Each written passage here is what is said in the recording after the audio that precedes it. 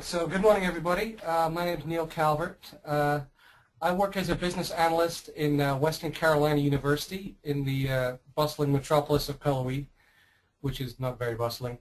I spent a lot of my graduate research in the MPA program on mergers and collaboration, and in my day job I do a lot of collaboration and business analysis work that involves getting information from multiple departments, overseeing change, overseeing projects, things of that nature. So this sort of subject matter is something I deal with on a smaller scale most every day, but a lot of the research I did relates to what we're going to talk about today.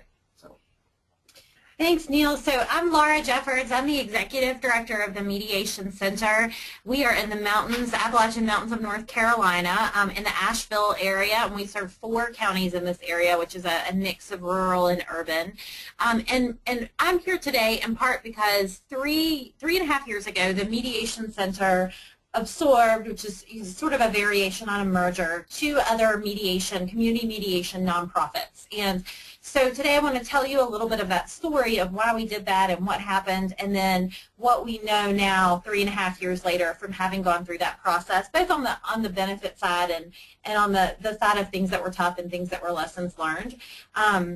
And pass that on to you because there were some really great things that came out of it, and there's also a lot to think about. So I'm also a NAFCM board member. I've been development chair and treasurer, and I'm serving on some ad hoc committees with NAFCM. So I'm so glad you're all here today. And because we have a small group, I would really like to hear from to go around and let you all introduce yourselves and just tell me really briefly who you are, and if you could give if there's a particular reason you're here, if you could tell us what that is in about 10 seconds and let us know what brings you here today so that hopefully we can kind of focus on those things that are particularly interesting to you. So let me see, I thought I had an audience list here and now I'm not spotting that, but let me see if I can find that. Oh, here we go. So Bonnie Haynes, would you tell us who you are and tell us what brings you here today? And don't forget to unmute yourself when it's your turn.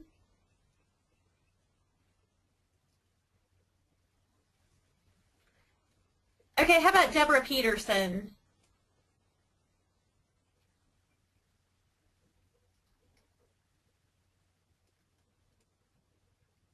How about Victoria Tobin?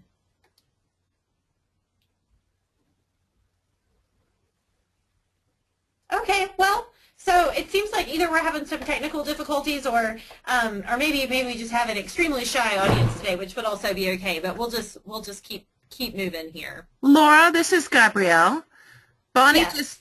just raised her hand. It seems like she's having some challenges with the sound, and Deborah is also trying to adapt her sound. So I think that as you said, we're just getting ourselves started, so we can move forward and grab them as they're available. All right, that sounds great. Sounds great. Thanks so much. So I want to talk a little bit about why nonprofit organizations and why community mediation centers in particular might consider merging together. And a lot of the information we'll talk about today could potentially apply to any nonprofit that was considering a merger. And I think there's some really specific things that mediation centers run into because of some cultural pieces that we share. So I'm going to focus on the practical side, and Neil's going to talk a little bit more about the research side and what research tells us makes mergers successful or not successful. So why would an organization consider merging?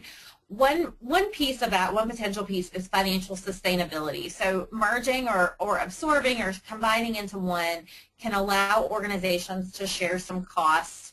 It can allow you to eliminate some things that would be redundant and otherwise find ways to.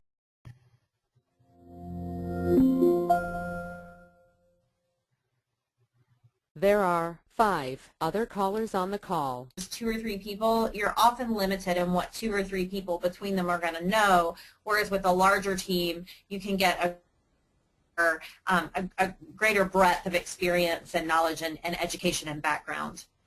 One trend I've noticed over the past few years, at least in our area, and I'm hearing this from other people, is that funders are becoming hesitant to fund really tiny agencies. So especially those nonprofits that have 1, 2, or 3 employees, even up to as many as 5.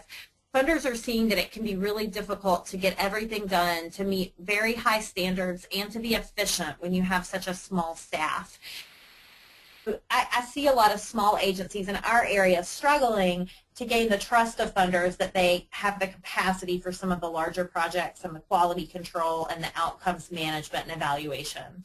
So joining together might enable you to overcome that potential barrier if that's something you're seeing in your environment.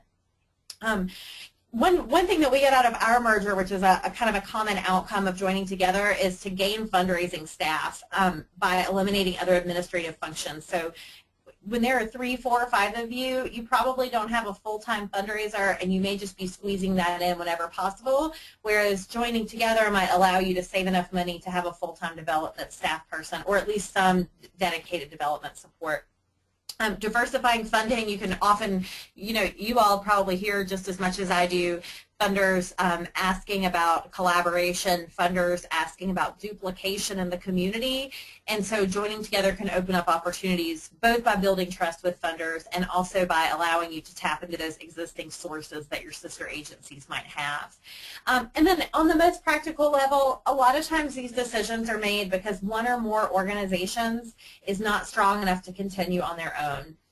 So they're running out of money. Maybe they lost a long-time executive director who had just been doing it for so long that they were able to carry a lot of the weight of the agency on their back, and without that experience, somebody can't come in and take their place. And so I want to talk briefly about just 2 terms here, merging and absorbing, and this is a little bit on the legal side. But terms that you may be hearing. So there's lots of different ways that agencies can collaborate. You might write a grant together. You may refer cases to each other or sit down and kind of solve problems together. But these are 2 pretty drastic ways of collaborating, drastic and generally pretty permanent ways of collaborating. So merging is when multiple agencies become one agency. And so that means all the assets, all the liabilities, every part of those agencies comes together into one, and a lot of times that one agency becomes something new. So you might kind of fall under an existing agency, or you may just rename it and start something different. An absorption, which is what we did, is pretty similar, except that you have one agency at the center, and that agency is taking on the assets, so the funding streams, the buildings, the computers, the stuff that those other agencies have, but not taking on any of the liabilities. So any accrued vacation time, any thing that's owed out in the community, that would all need to be closed out. And so absorption can offer some longer term protection for that main agency, that they're not going to be surprised by liabilities that could be popping up down the line. So in this case, you're preserving the absorbing agency and you're dissolving the others, whereas with a merger, they're all coming into one. And so I don't want to spend a whole lot of time getting into those, the legal ins and outs of that, but just to say that if it's something you're looking at, you want to look at those 2 different models, and there's other models to consider and say the right thing. So I'm going to turn it over to Neil to talk about the research side of this. Okay, so before I dive into this too deeply, I did see a question go by on the chat about the slides. We will be making the slide deck available to you guys after this, so you don't have to worry about trying to get screenshots or anything like that. We'll be very glad to give you the content. So I'm going to take you through 5 key areas that we looked at that could either lead to trouble or indicate areas where you can anticipate issues before they arise. The first is the mission itself of the 2 organizations. As you all know, the mission statement should, if it's well written, reflect the character, the priorities, and the ethos, why this organization is here.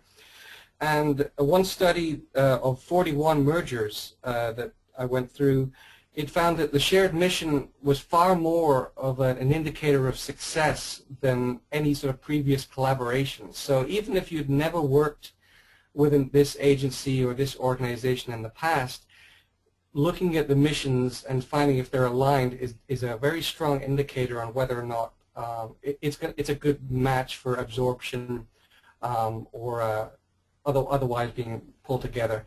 If you find a situation where you're looking at joining forces with another organization and they are wildly divergent in their reason for being, that's probably your first here that either there's going to be a lot of organizational change coming to make it happen, or it may just simply not be a good fit for one or more of the organizations, and they might want to just stop it there before they get too far down the road. And sort of kind of following on from the mission aspect of it is culture. As everybody knows here, organizational culture is a very real animal. It's very sometimes hard to put your finger on, you know, what our organizational culture is versus the guy down the street.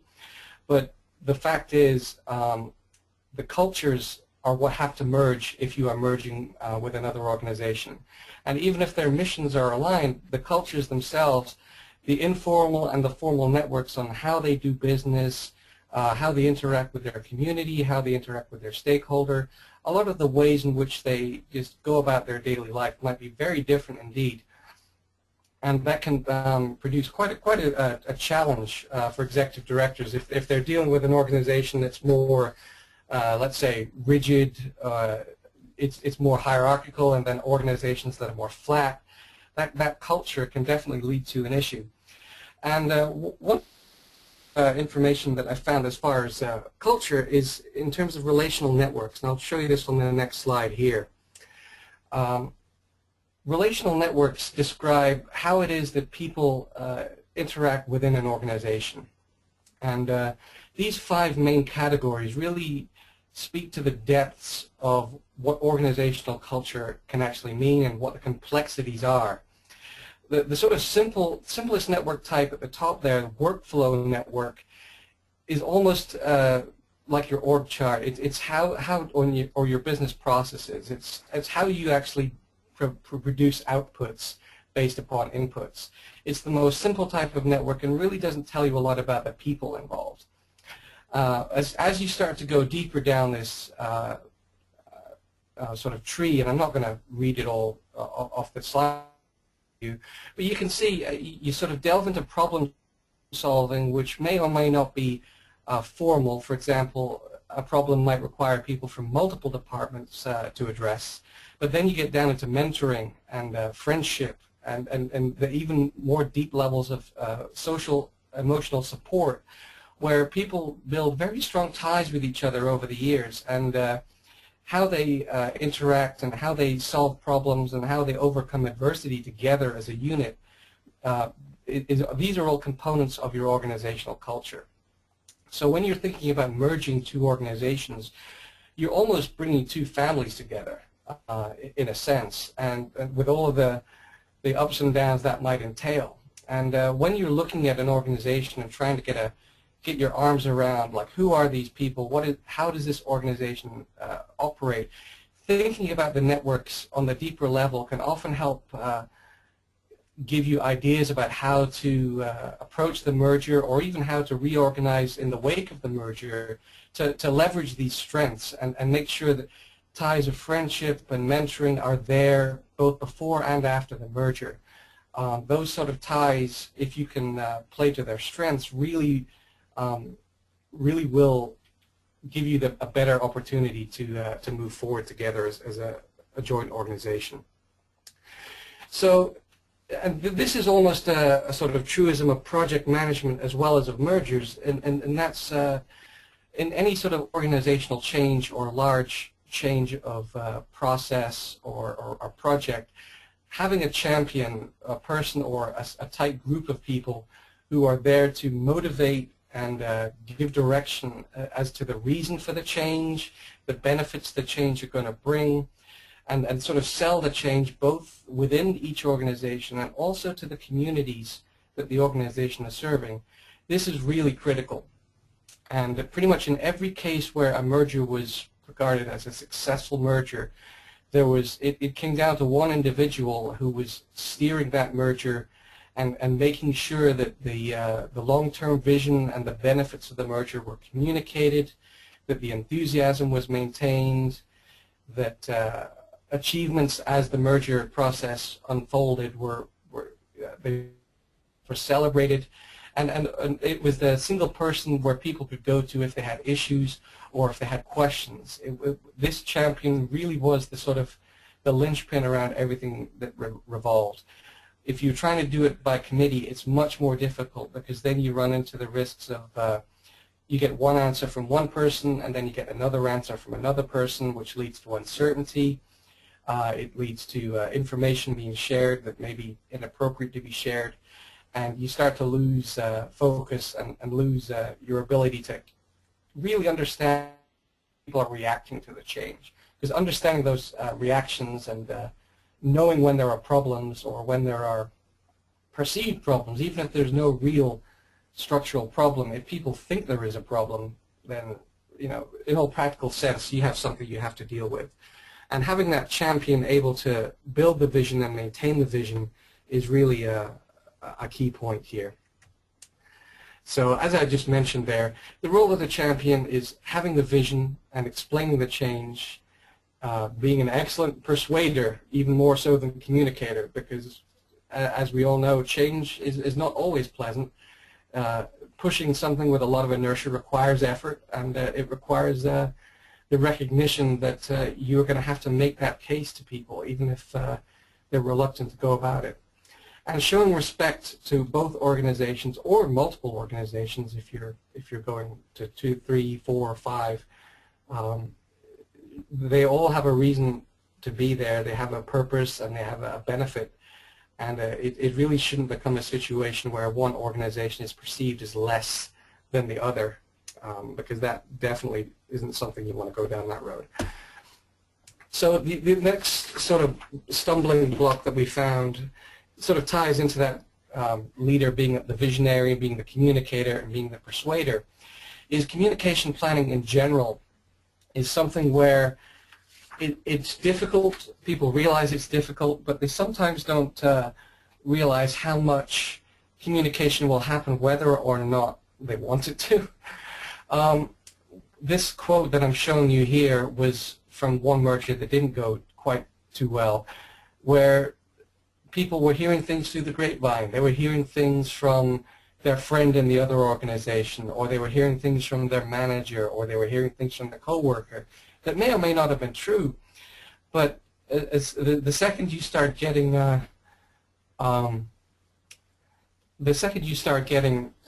these rumors going through, then you really start to lose track of the situation and of the communication message.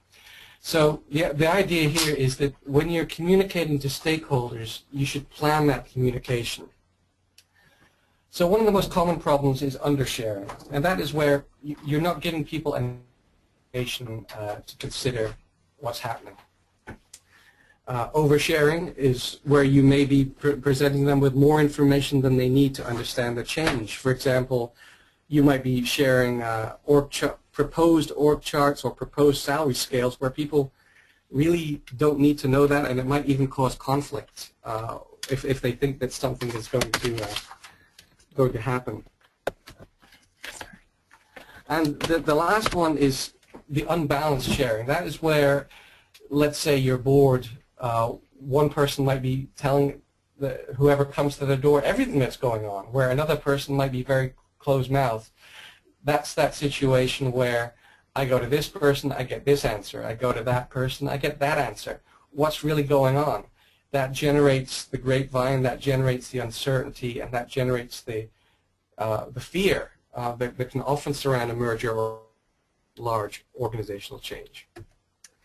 So oversharing, undersharing, or mixed sharing all can impact staff concerns. And one important fact from almost every merger is staff are going to end up being reorganized. And they probably know this. If you have two organizations that have two managers of HR, they have two development directors, there's probably going to be some changes. Somebody might end up working for somebody else. Somebody might end up transferred to a whole other department. But that uncertainty is going to be there, especially when the leaders of the change might not have all of the answers right away. They may not be able to fully articulate, here's how it's going to look at the end, because some of those questions you only find the answers to once you're further along the process. But staff know mergers can lead to layoffs. They can lead to salaries and benefits being changed. They can lead to working conditions and practices changing. And working conditions, when you have a boss that you like, you have an office that you like, you have a way of doing business that you like, and you see no reason to change that, even from a larger organizational standpoint, if the change makes sense, that person or department may well find themselves very resistant to the change and very uncertain. And there could be a large problem in waiting if that is not anticipated, that the change is going to have to be sold down to the very lowest level of staff. And in many mergers, the non-executive staff in particular are not part of the transition team. So that leads to an insider versus outsider perspective. And one finding from a study that I'll show you here, this table shows you what's happening from the insider perspective and from the outsider perspective as far as change goes.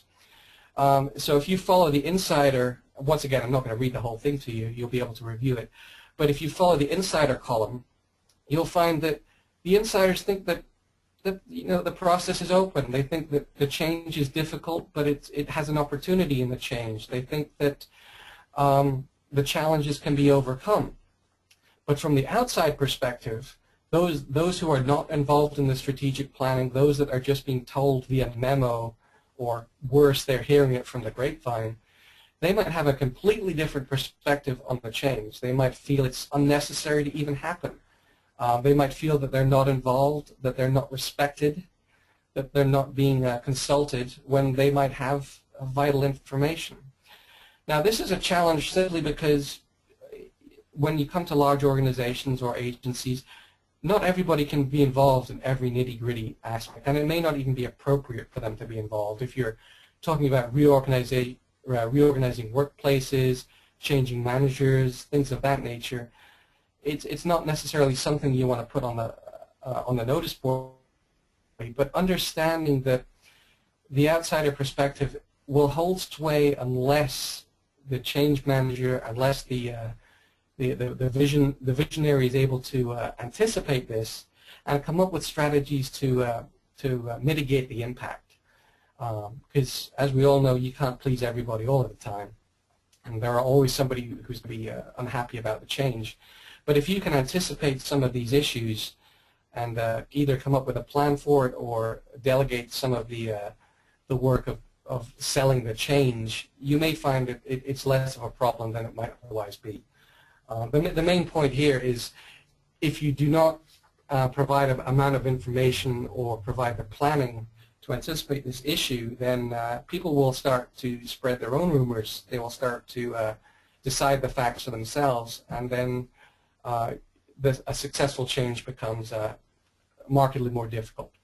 So that was a bit of a blur of information, and I do apologize for that. But I'm going to hand it back now to Laura, who's actually going to take you through a real-world example that can hopefully speak to some of these areas.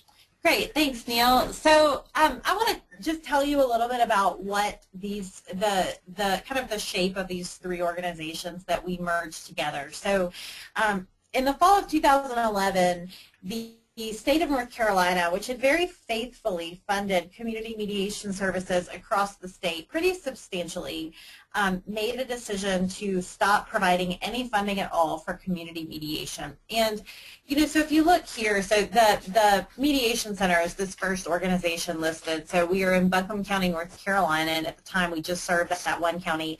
And we were getting about $85,000 a year in state funding. So as part of a $500,000 budget, it's a pretty big chunk, and it's not a devastating chunk. And then our mediation center, we had 11 staff at the time. We offered community and family mediation services to adults, a youth mediation program, and we also do supervised child visitation, which is a place that we have filled a gap in our community, and also something that's not a normal thing for a mediation center to do. And then we had our, a sister center in Henderson and Polk County, and another sister center in Transylvania County, and these were smaller organizations. So the Henderson and Polk organization was about half the size of us, so they had 2.5 staff and about a $200,000 budget. And the Transylvania County organization was about half that size at 3 staff and $125,000 budget. And so the Transylvania County organization, with that $125,000 budget, their funding was not diversified. They're in a very rural county with a population of about 15 or 20,000 people. Whereas Buncombe County, we have a population of about 250,000, so that's Asheville area. And they just weren't able to, they weren't in a position to do without that $25,000. And so at the same time, the Transylvania executive director was wanting to retire, and they were paying her not very much, and she was they were paying her for about half-time, and she was working full-time because she was already semi-retired and really loved the organization and was happy to do that.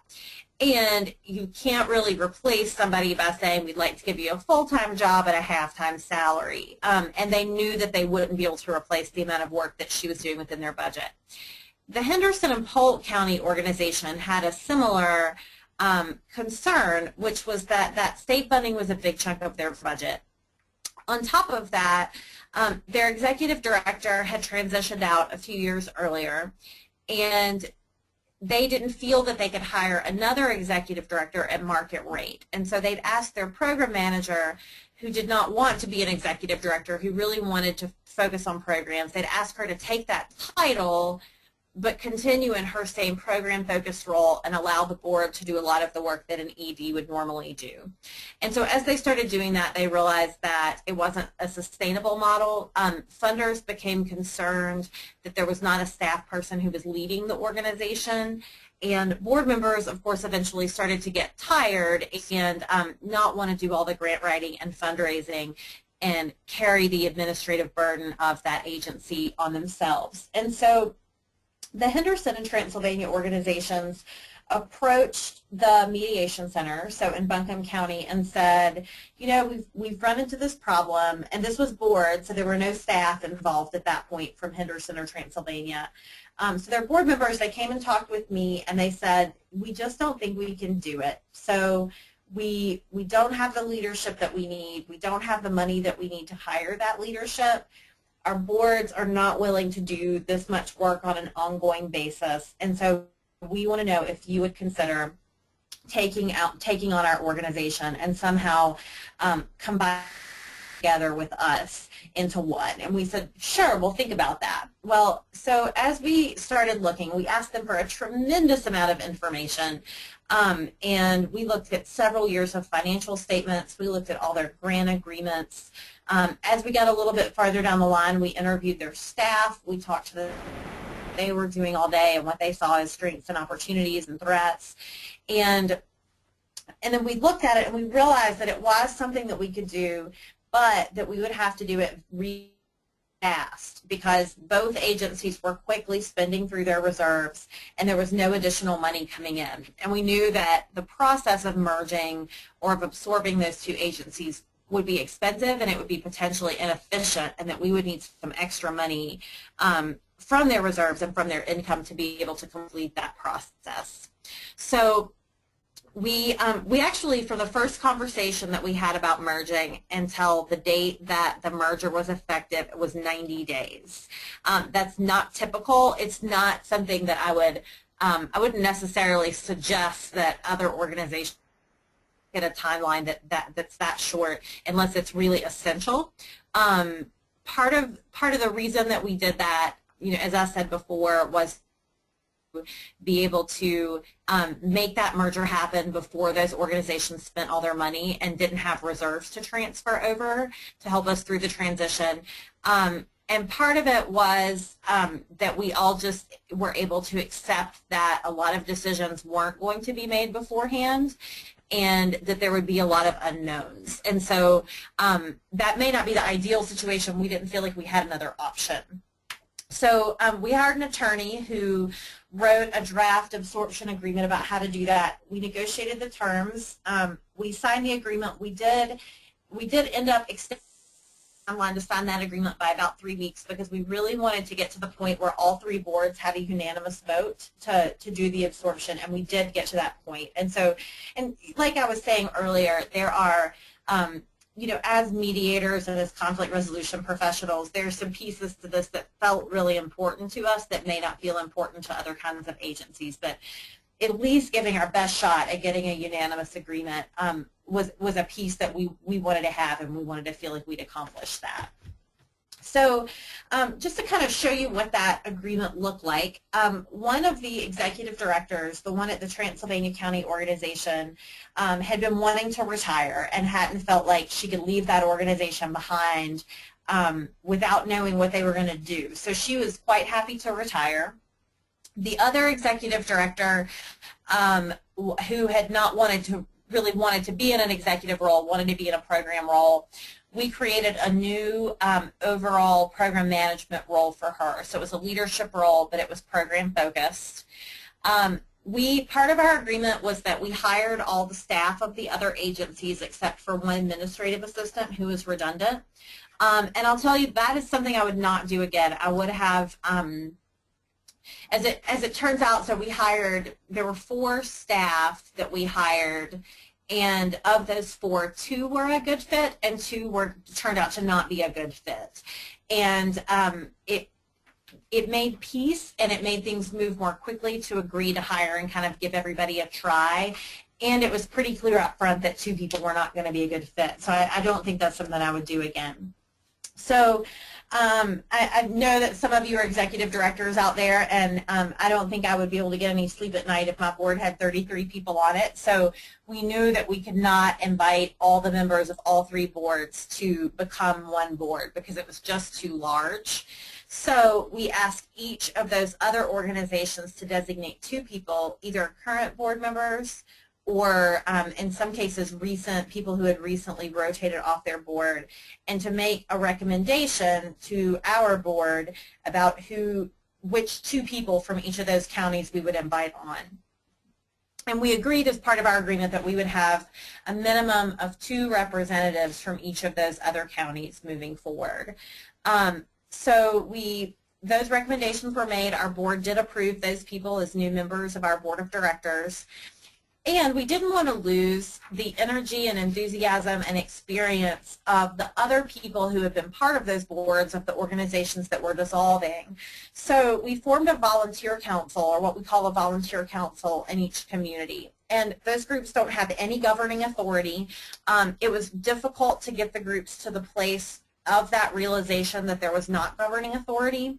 But their focus is on fundraising, outreach, and creating local connections. So they are our roots in these small communities, and they tell us, they keep up with the news, they tell us what we need to know, they introduce us to people, and they help make sure that we're truly connected in those smaller cities and those rural areas.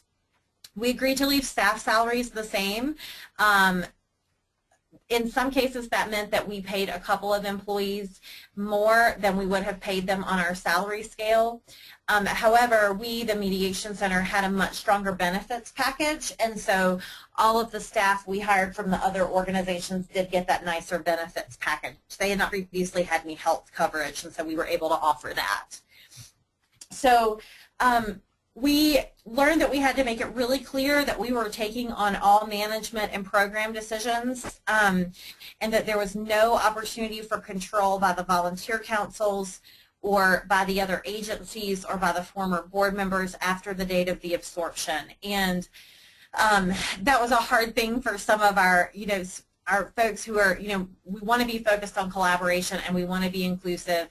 And it was so incredibly important that we be really clear about lines of authority and communication. And probably for the first 2 years, that was something that we still struggled with on some occasions. So Some of the best things that came out of this, and if I had to just say one way or the other, would I do it again? I absolutely would, and I think it was a good move for us. And so these are the things that I hear from people were the best benefits of this process. So one is that our staff really love working on teams with other people who are doing the same work.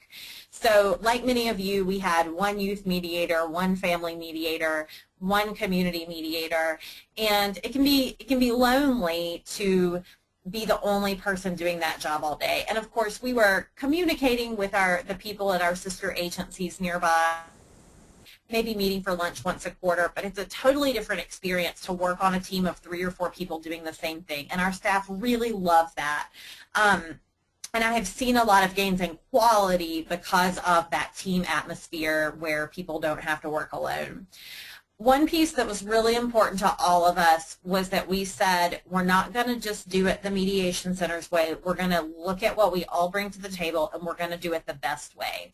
And I was so proud of our team and their genuine willingness to do that, and to not say, no, I don't want to change, I want to do it my own way, but to say, tell me what you do. Let's look at, all 3 of these things, and let's see what the best idea is. And I saw that happen again and again and again. And this was probably the area where we had the least trouble. And I'm glad to be part of a team where I know that people have the skills to work together, and to know that putting our heads together really brings good things out of all of us. Our funders have been very supportive. I know that you all are spending as much time as I am answering those questions on grant applications around sustainability and collaboration, and funders have loved our answers about joining together. We have decreased our back office costs. We have decreased in auditing and bookkeeping, and our insurance, all of those things that aren't really mission oriented but are really necessary. And we had several funders who had stopped funding those 2 smaller agencies because they had concerns about capacity, who came back and said, okay, we feel great about where you are, and we're going to go back to funding you. So we've gotten more loyalty, especially from United Way's, around their feeling like we're a well-managed agency that has a lot of capacity to handle grants and to do a good job.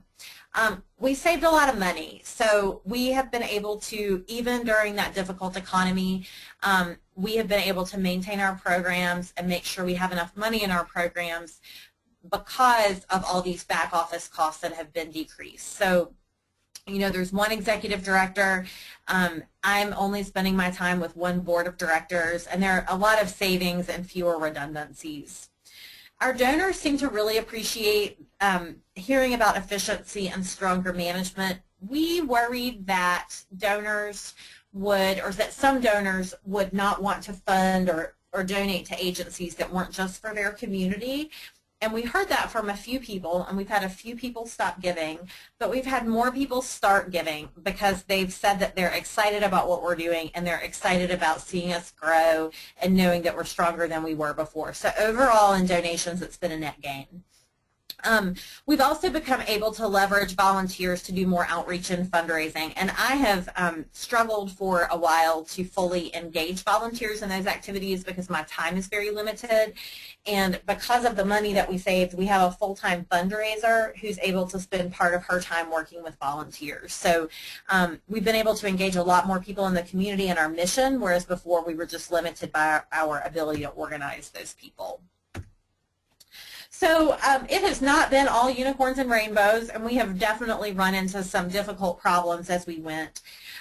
Probably the one that's been one of the toughest is some of our volunteers who had a really hard time with the change. And a lot of these folks have been mediating for 10, 15, or 20 years, and their level of investment it's admirable. They are so dedicated to what we do. And it was really difficult for some of them to see the organizations, those small organizations that they've been part of building, look really different and not have that same self-contained local feeling. And it's looked to me in a lot of cases like a mourning process of people. We've seen a lot of anger, we've seen frustration, we've seen people really wanting to try to find a way to sort of undo it and go back to having 3 agencies.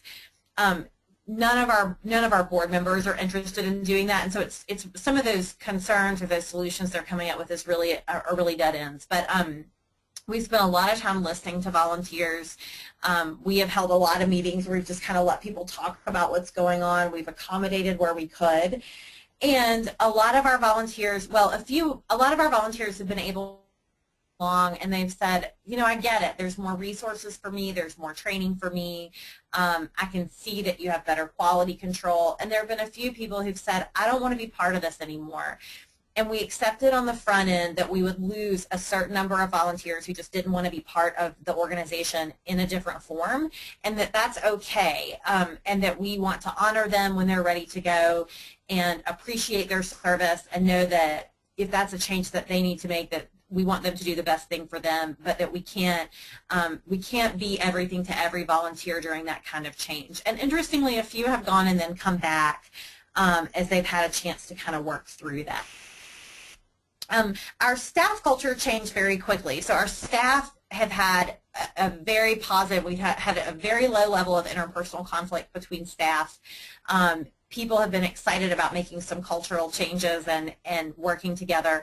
Our board culture has been a little bit slower. And I have learned a lot about, in our region, the difference in board cultures between the boards in the more metropolitan areas and the boards in the smaller communities. And that a lot of times the boards in those very small towns expect to be very, very hands-on and involved in day-to-day decisions. And that's not the way that we run our agency. So our board is really a governance board. They're not involved in day-to-day things. They're not involved in program in a lot of significant ways, except as it relates to governance and finance. So our board members have had a good bit of conflict with each other about the role of the board. And we've worked with consultants, we've talked through it, we've done a lot of things, and in some of those problems have been solved by people who did not want to be part of a governing board, who wanted to really be part of a hands-on board, have decided to rotate off, and then we've replaced them with different people. And for the most part, that's been pretty peaceful and just folks realizing that they don't have a match. 2 of the 4 staff we hired did not perform well in their new roles, and they were let go or they were asked to resign. And so those were also difficult, even though obviously we don't talk about the ins and outs of HR stuff with our volunteers. People become aware of those things. So those were difficult situations for some of our volunteers who maybe didn't understand how we do our performance metrics. And we have a very organized way of measuring people's performance, and that was new to some of our staff, and they weren't able to kind of get on board with those quantitative ways of measuring performance. So our program volunteers have been frustrated from time to time that there aren't staff available in the offices, and we learned after the fact that our volunteers in those smaller communities, it was part of their day to stop by the office and chat with the staff. And because all our admin staff are in one location, there are just fewer people in those offices, and they're out and about in the community or in court or in the schools. And so we didn't anticipate that, and ended up setting up some kind of come by and have hours. Even though we don't have the resources to do drop-by visiting with volunteers every day, it is something that we can do a couple of times a month for that social interaction that volunteers might be looking for. We have from day one tried to focus on being consistent between the counties to the extent that it makes sense, and the extent that it's the right thing to do. And we have also learned that it takes constant vigilance to keep that happening. So that it's been a challenge, and in a lot of ways it's been very positive. So looking back 3.5 years later, we've had some volunteers move on. We've had other volunteers who are even more excited. Our board culture is unified to some point. Almost everyone who came on from those absorbed counties has left the board now, and we have different board members from those counties.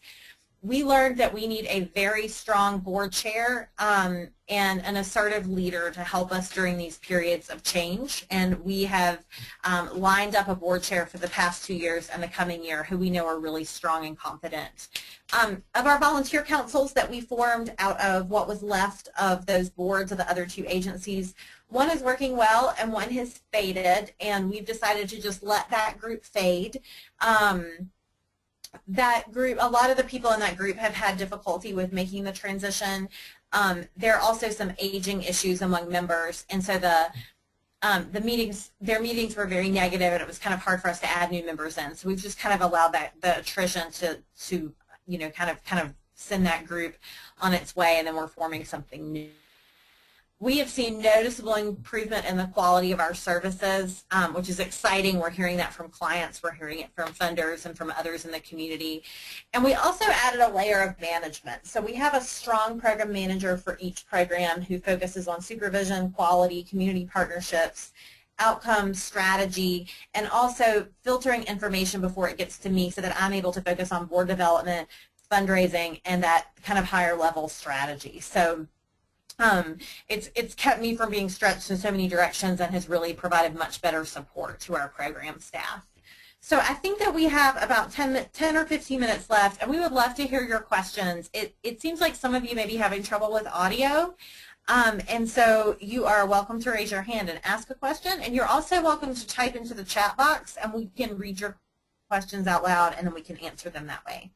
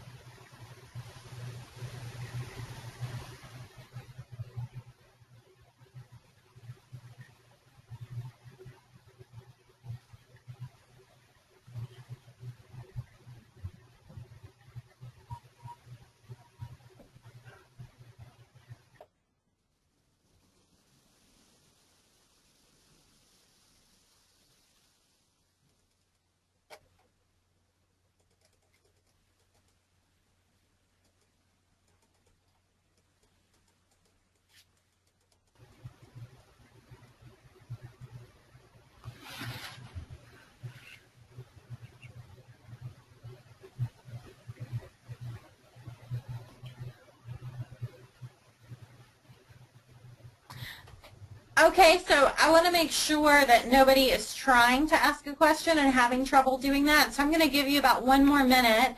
If you don't have questions, that's fine, but I want to make sure that we're not cutting you off if you're trying to ask a question and having trouble with technology.